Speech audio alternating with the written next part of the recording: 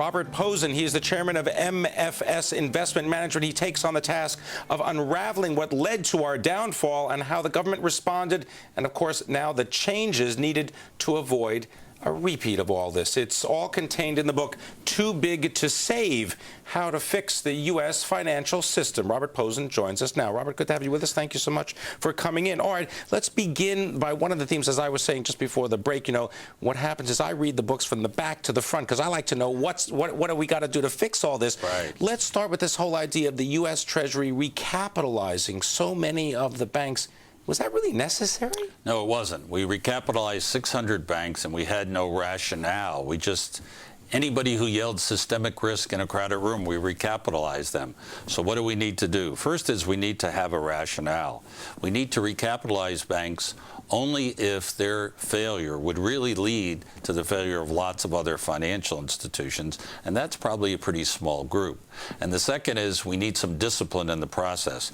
We need to have the Secretary of Treasury write down on a piece of paper publicly what's the rationale for bailing out this bank and have it approved by the Fed chairman. And then after the fact, we need the GAO or somebody like that to review this. Organization. Yeah, to review and see whether this really made sense. It can't be the case that there's 600 institutions that are too big to fail. It just doesn't make sense. What about making sense of toxic assets? I mean, we've talked about this in the past. They seem to just sit there. Is this a time bomb, or what needs to happen? Well, the good news is toxic assets actually have gone up in value. Right. Time heals some of the wounds. Time has healing this, but this is a really crazy proposal that we have with these partnerships where you put in $100 million, the federal government put in $100 million, and then I give you a $400 million non-recourse loan, which you don't have to pay back if there's a problem. That's what I call in my book one-way capitalism.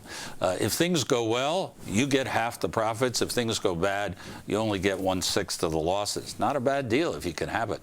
What do you think needs to happen, though?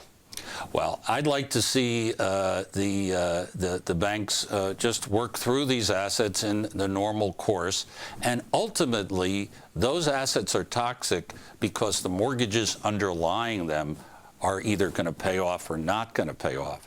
So if we concentrate on fixing the underlying mortgages, that's the only way we really can fix the toxic assets. They're only toxic because people think that the mortgages are going to default, and that's what we really need to spend more time on. We've started to address that now, but we need to do a lot more with mortgage defaults. Do we need to do more in accounting? My view of accounting is that lots of people say that fair value accounting caused the crisis, but I don't agree with that. There are several myths going. One is that most bank assets are marked to market. Only about 30% of bank assets are marked to market. And a second myth is that if they're illiquid assets, you've got to use a market price. You don't. You can use a mark to model. Nevertheless, there is a big difference between what the bank regulators are looking for and what our investors are looking for.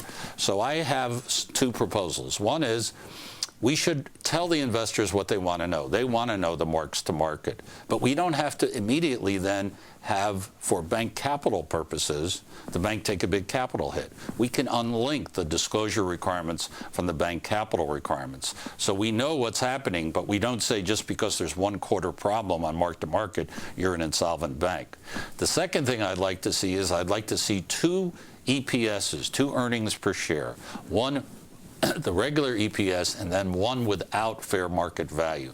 So then we could see what were the core earnings and what were the fluctuating. What were the fluctuating earnings? Right. Robert Pozen, we're going to have you back at a future time. Robert Pozen, the author of Too Big to Save.